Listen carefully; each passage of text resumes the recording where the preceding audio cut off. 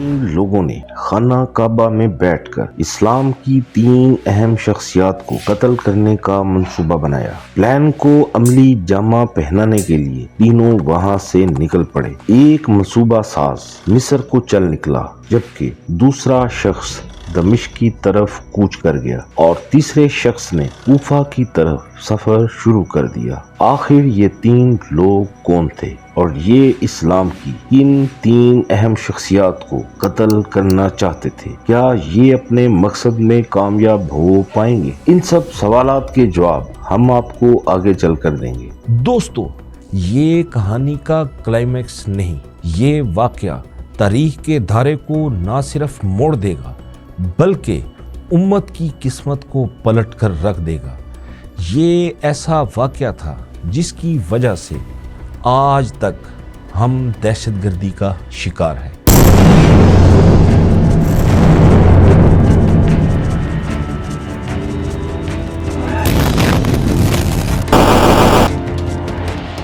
قصے کو سمجھنے کے لیے کچھ بنیادی باتوں کو جاننا بہت ضروری ہے۔ اسلام میانہ روی اور اعتدال کا دین ہے۔ اللہ پاک سورۃ البقرہ کی آیت نمبر 143 میں فرماتا ہے وَكَذَلِكَ جَعَلْنَاكُمْ أُمَّةً وَسَطًا، اے مسلمانوں اسی طرح ہم نے تمہیں اعتدال والی بہتر امت بنایا۔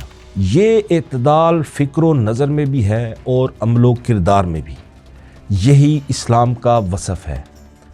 جو گروہ یا طبقہ میانہ روی سے جتنا دور ہوتا گیا وہ روح اسلام سے بھی اتنا دور ہوتا چلا گیا۔ مختلف ادوار میں کچھ ایسے گروہ بھی مسلمانوں میں ظاہر ہوئے جو اسلام کی راہ اعتدال سے اتنا دور ہو گئے کہ اسلام کی بات کرنے، اسلامی عبادات انجام دینے اور اسلامی شکل و صورت اختیار کرنے کے باوجود اسلام سے خارج تصور کیے گئے۔ انہی طبقات میں سر فہرست گروہ خوارج کا ہے۔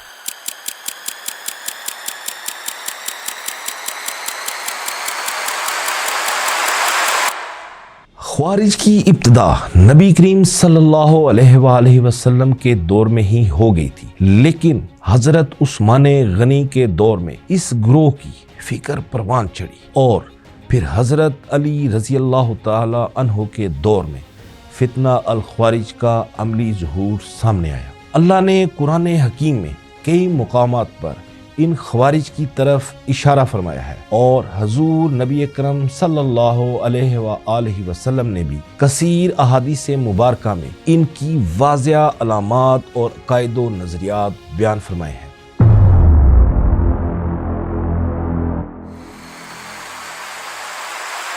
سورۃ المائدہ میں اللہ تعالیٰ فرماتا ہے بے شک جو لوگ اللہ اور اس کے رسول سے جنگ کرتے ہیں اور زمین میں فساد انگیزی کرتے پھرتے ہیں ان کی سزا یہی ہے کہ وہ قتل کیے جائیں یا پھانسی دیے جائیں یا ان کے ہاتھ اور ان کے پاؤں مخالف سمتوں سے کاٹے جائیں یا ملک بدر یا قید کر دیے جائیں۔ یہ تو ان کے لیے دنیا میں رسوائی ہے اور ان کے لیے آخرت میں بھی بڑا عذاب ہے۔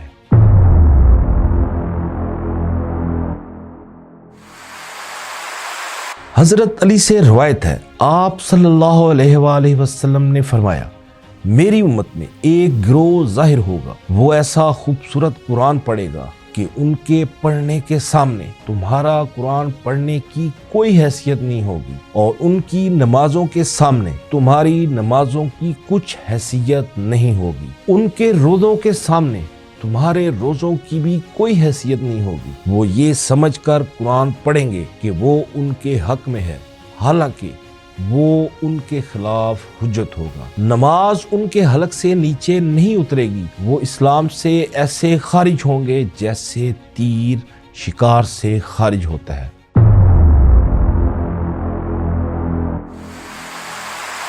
دور رسالت مآب صلی اللہ علیہ وآلہ وسلم میں ہی فتنہ الخوارج کا آغاز ہو گیا تھا۔ ایک روز نبی کریم صلی اللہ علیہ وآلہ وسلم مال غنیمت تقسیم فرما رہے تھے تو ذوالخویسرہ تمیمی نامی شخص آیا اور کہنے لگا یا رسول اللہ انصاف کیجئے۔ آپ صلی اللہ علیہ وآلہ وسلم نے فرمایا تو ہلاک ہو جائے، اگر میں انصاف نہیں کروں گا تو اور کون انصاف کرے گا؟ اس موقع پر حضرت عمر فاروق رضی اللہ تعالی عنہ نے کہا یا رسول اللہ مجھے اجازت دیجیے میں اس گستاخ کی گردن اڑا دوں، لیکن آپ صلی اللہ علیہ وآلہ وسلم نے حضرت عمر فاروق رضی اللہ تعالی عنہ کو منع فرما دیا۔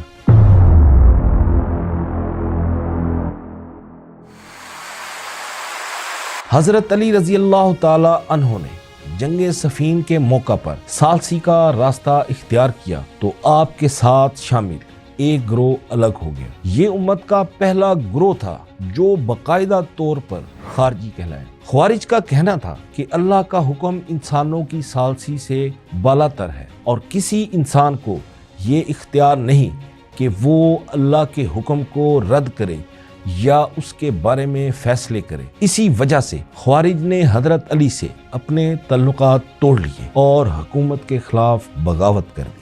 جناب سیدنا علی المرتضیٰ نے خارجی گروہ کو کافی سمجھایا مگر یہ لوگ باز نہ آئے، یہاں تک کہ حضرت علی پر فتوے لگانا شروع کر دی۔ مگر امیر المومنین نے کوفہ کی مسجد میں خطاب کرتے ہوئے کہا میں تمہیں 3 باتوں کی ضمانت دیتا ہوں، ہم تمہیں اپنی مساجد میں نماز پڑھنے سے نہیں روکیں گے، نہ ہی مال غنیمت میں تمہارے حصے کو روکیں گے اور نہ ہی تمہارے ساتھ جنگ میں پہل کریں گے، مگر دیکھو تم زمین پر فساد نہ پھیلانا اور قتل و غارت گری نہ کرنا۔ لیکن حضرت علی کی باتوں کا ان خوارج پر کوئی اثر نہ ہوا اور وہ ہٹ درمی پر ڈٹ گئے اور تشدد کا راستہ اختیار کر لیا۔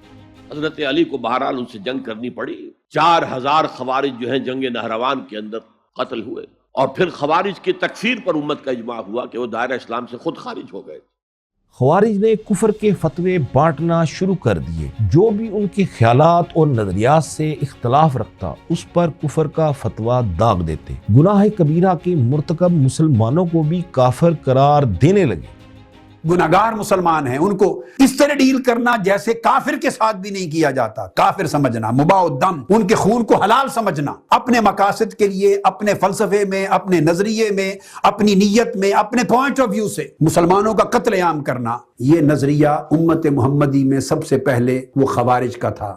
تمام خوارج اس بات پر متفق ہو گئے کہ جو کوئی بھی ان کا عقیدہ نہ رکھے وہ کافر ہے اور اس کا خون، مال اور اہل و عیال مباح اور حلال ہے۔ خارجیوں نے حضرت علی کے شہر کو بدعتیوں کا شہر قرار دے کر چھوڑ دیا اور کوفہ کے باہر عراق کی سرحد پر ہرورہ کے مقام پر اپنا مرکز بنا لیا۔ اسی لیے فتنہ الخوارج کو ہروریا، اہل نہروان، النواسب، ایدیا بھی کہتے ہیں۔ یہ لوگ جنگلوں، صحراؤں اور پہاڑوں میں گھات لگا کر بیٹھ گئے جہاں وہ اپنے مخالفین کو موت کے گھاٹ اتارنے لگے۔ جناب سیدنا علی المرتضیٰ کو کوفہ میں ان کی دہشت گردانہ کارروائیوں کی خبریں تواتر کے ساتھ ملنے لگی۔ حالات روز بروز گمبھیر ہونے لگے، فتنہ الخوارج کی دہشت گردی بڑھنے لگی۔ حضرت علی کے گورنر اور صحابی رسول کے بیٹے عبداللہ بن خباب بصرہ کے ایک قریبی گاؤں سے کوچ کر کے کوفہ میں حضرت علی رضی اللہ تعالی عنہ کی جانب روانہ ہو گئے۔ اس وقت آپ کے ساتھ آپ کی اہلیہ، بچے اور 3 خواتین بھی موجود تھیں۔ خارجیوں نے حضرت عبداللہ بن خباب کو چھری سے ذبح کر دیا اور ان کی بیوی جو حاملہ تھی ان کا پیٹ چاک کر کے بچے کو نیزے پر چڑھا دیا۔ ان کے ساتھ 3 خواتین بھی تھیں، انہیں بھی موت کے گھاٹ اتار دیا۔ حضرت علی رضی اللہ تعالی عنہ نے حرب بن مرہ عبدی کو سفارتکار بنا کر خوارج کی طرف بھیجا، لیکن بدبخت خارجیوں نے آپ کے سفیر کو بھی شہید کر دیا۔ ساتھ ہی خبر پہنچی کہ خوارج بلا دریغ ہر اس شخص کو جو ان کا ہم خیال اور ہم عقیدہ نہ ہو قتل کر ڈالتے ہیں۔ پھر حضرت علی کی طرف سے ابن عباس رضی اللہ تعالی عنہ تیار ہوئے اور یمری لباس زیب تن کر کے خوارجیوں کے لشکر میں پہنچ گئے۔ ابن عباس فرماتے ہیں میں نے ان سے بڑھ کر عبادت گزار نہیں دیکھا، ان کی پیشانیاں سجدوں کے نشانات سے مزین تھیں، کثرت عبادت سے ان کے ہاتھ سخت تھے، ان کے چہرے شب بیداری کے شاہد تھے۔ ابن عباس رضی اللہ تعالی عنہ نے خوارج سے کہا تم لوگوں کے کیا اعتراضات ہیں؟ خوارج نے کہا ہمیں 3 اعتراضات ہیں۔ پہلا اعتراض یہ تھا کہ حضرت علی نے اللہ کے حکم کے مقابلے میں انسانوں کو منصف بنایا ہے۔ خوارج کا دوسرا اعتراض تھا کہ حضرت علی نے ایک گروہ سے لڑائی کی، ان کے لوگوں کو بھی قتل کیا، لیکن نہ تو کسی کو قید کیا نہ مال غنیمت جمع کیا۔ اگر وہ مومن تھے تو پھر انہوں نے ہمارے لیے ان سے لڑائی کرنا کیسے جائز قرار دیا؟ خوارج کا تیسرا اعتراض تھا کہ حضرت علی نے صلح کا معاہدہ لکھتے وقت اپنے نام سے امیر المومنین کا لفظ کیوں مٹا دیا؟ ابن عباس رضی اللہ تعالی عنہ نے خوارج کے تینوں اعتراضات کا قرآن کی روح سے مدلل جواب دیا اور خوارج کو لا جواب کر دیا۔ بعض روایات کے مطابق 2000 کے قریب خوارج طائب ہو گئے، لیکن باقی 8000 کے قریب خوارج اپنی ڈٹائی پر قائم رہے۔ امیر المومنین سیدنا علی المرتضیٰ نے جنگ نہروان میں خارجیوں کا تقریباً صفایا کر دیا، صرف چند لوگ ہی بچے جو تتر بتر ہو گئے۔ جنگ نہروان سے فارغ ہو کر سیدنا علی المرتضیٰ کوفے واپس چلے گئے۔ جنگ نہروان سے تتر بتر ہونے والے مٹھی بھر خارجیوں کو جہاں جگہ ملی وہیں سما گئے۔ کچھ خارجیوں نے مکہ معظمہ کا بھی رخ کر لیا، وہاں پر ان کے ہم خیال لوگ موجود تھے۔ انہوں نے بڑی تیزی کے ساتھ خود کو ایک بار پھر منظم کیا۔ جنگ نہروان سے بچ جانے والے 9 خارجیوں میں سے 3 فتنہ الخوارج نے خانہ کعبہ کے اندر بیٹھ کر ریاست کے 3 بڑے افراد کو قتل کرنے کا منصوبہ بنایا۔ یہ وہی لوگ تھے جن کا ذکر میں نے اپنے ابتدائیہ میں کیا تھا۔ جن 3 لوگوں کو قتل کرنا تھا ان میں علی المرتضیٰ، شیر خدا، امیر معاویہ اور عمر بن العاص کے نام شامل تھے۔ عبد الرحمن ابن ملجم خارجی نے امیر المومنین علی المرتضیٰ کو، حجاج بن عبداللہ برق نے امیر معاویہ کو اور عمر بن ترمیمی نے عمر بن العاص کو قتل کرنے کا منصوبہ بنا لیا۔ تینوں خارجیوں نے تینوں بڑی شخصیات کو نماز فجر میں قتل کرنے کا منصوبہ بنایا۔ عبد الرحمن ابن ملجم خارجی نے منصوبے کے تحت امیر المومنین سیدنا علی المرتضیٰ کو کوفہ کی جامع مسجد میں زہر آلود تلوار سے شہید کر دیا۔ حجاج بن عبداللہ برق نے امیر معاویہ پر دمشق میں نماز فجر کے وقت حملہ کر دیا، لیکن وہ معمولی زخمی ہوئے۔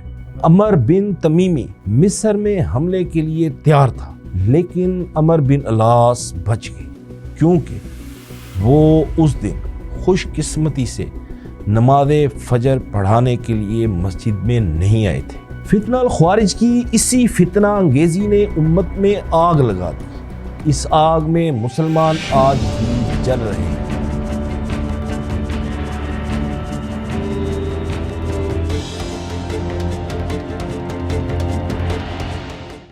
دوستو، وقت نے پلٹا کھایا۔ کوفہ اور بصرہ خوارج کے 2 بڑے مرکز تھے۔ فارس اور عراق میں بھی وہ بار بار حکومت سے ٹکراتے رہتے اور خلفاء سے کبھی خوش نہ ہوتے۔ عباسی خلافت تک ان لوگوں کا اثر و رسوخ اور حکومت کے خلاف ان کی چھوٹی بڑی جنگیں جاری رہیں۔ یزید اول کے مرنے کے بعد جو خانہ جنگی ہوئی، اس کے خلفشار میں خارجی تحریک نے بہت زیادہ زور پکڑا۔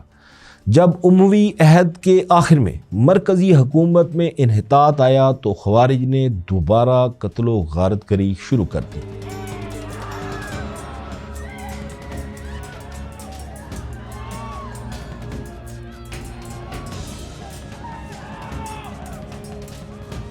خوارج سے اتفاق کرنے والے اور ان کی نسل کے افراد اب بھی مراکش، یمن اور مصر میں پائے جاتے ہیں، لیکن ان فتنہ الخوارج کے افکار و نظریات پوری دنیا میں پھیل چکے ہیں۔ داعش ہو کر مسلمانوں کو قتل کرے اور القاعدہ مسلمانوں کو قتل کرے، اگر کوئی طالبان کی شکل اپنائے تو وہ بھی مسلمانوں کو قتل کرے۔ حضور نے کیا فرمایا؟ قیامت تک ان کی نشانیاں کیا ہوں گی کہ یہ مسلمانوں کو قتل کریں گے۔ کبھی یہ دہشت گرد کہلاتے ہیں، کبھی فتنہ الخوارج، کبھی شدت پسند، کبھی داعش، کبھی القاعدہ اور کبھی یہ طالبان کا روپ دھار لیتے ہیں۔ القاعدہ، داعش اور طالبان کے بعض گروہ بھی خارجی اصولوں پر قائم ہیں۔ خارجیوں کی طرز پر ہی یہ گروہ اپنی گوریلا وار جاری رکھے ہوئے ہیں۔ وہ خوارج ہی کے اصول پر تمام مسلمان دنیا کی حکومتوں کو کافر اور ان کے خلاف کارروائی کو درست سمجھتے ہیں۔ خوارج مذہبی جذبات بھڑکا کر کس طرح ذہن سازی کرتے تھے۔ خوارج اپنی دعوت کی بنیاد قرآنی آیات پر استوار کرتے، وہ دینی غیرت و حمیت کو بھڑکا کر سادہ لو مسلمانوں کو اپنا ہم نوا بناتے، انہیں جہاد کے نام پر مسلمانوں کے قتل عام کے لیے تیار کرتے اور ان کو جنت کا لالچ دے کر مرنے مارنے کے لیے تیار کرتے۔ مختلف ادوار کے اندر خوارج اسلام کے چہرے کو مسخ کرتے رہے اور وہ الزام اسلام پہ آتا رہا۔ علماء حق نے ہر دور میں کہا کہ ان لوگوں کا اسلام سے کوئی تعلق نہیں۔ حضور نبی اکرم صلی اللہ علیہ وسلم نے فرمایا، خوارج اہل دوزخ کے کتے ہیں، یہ آسمان کے سائے تلے قتل ہونے والے بدترین مقتول ہیں اور بہترین مقتول وہ ہیں جنہیں یہ لوگ قتل کریں گے۔ آپ صلی اللہ علیہ وآلہ وسلم نے فتنہ الخوارج کے ساتھ جنگ کرنے کا حکم فرمایا اور ان کو قتل کرنے اور ان کے ہاتھوں شہید ہونے والے کی فضیلت بھی بیان فرمائی۔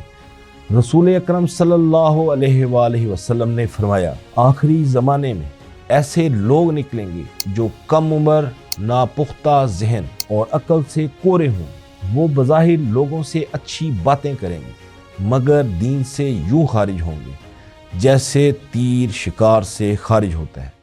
آپ صلی اللہ علیہ وسلم نے فرمایا، ان کی تلوار ہمیشہ مسلمان کے خلاف اٹھے گی، بت پرست اور غیر مسلم ان سے محفوظ ہوں گے۔ آج دیکھ لو، بغاوت کے نام پہ، اسلامی ریاست کے تحریکوں کے نام پہ مسلم ملکوں کو ہی تباہ کیا جا رہا ہے، مسلمان کو ہی قتل کیا جا رہا ہے۔ نبی اکرم صلی اللہ علیہ وسلم نے واضح طور پر یہ بات سمجھا دی تھی کہ یہ خوارج ہمیشہ نکلتے رہیں گے۔ اس لیے موجودہ دور کے خوارج یا دہشت گرد بھی انہی صفات کی بنا پر پہچانے جاتے ہیں۔ یہ بھی اپنے پیش روؤں کی طرح لوگوں کا خون بہاتے ہیں، خواتین اور بچوں پر حملے کر کے انہیں اذیت ناک موت دیتے ہیں، ریاستی بالادستی اور نظام کو تسلیم نہیں کرتے، مساجد پر حملے کر کے انہیں مسمار کرتے ہیں، آبادیوں اور عوام الناس کو اپنے حملوں کا نشانہ بناتے ہیں اور لوگوں کو ذبح کرنے سے بھی گریز نہیں کرتے۔ یہ لوگ اپنے نظریات کے مخالف لوگوں کو قتل کرنے اور تباہی پھیلانے کو جہاد سمجھتے ہیں۔ آج ہم پاکستان سمیت دنیا بھر میں مسلم ممالک میں ہونے والی دہشت گردوں کی سرگرمیوں اور ان کے طریقہ کار کا جائزہ لیں تو معلوم ہوگا یہ بھی ناپختہ ذہنوں، کم عمروں اور جوانوں کے ذہن سازی کے لیے بالکل وہی حربہ اور وہی طریقہ استعمال کر رہے ہیں جو اس دور کے خوارج کیا کرتے ہیں۔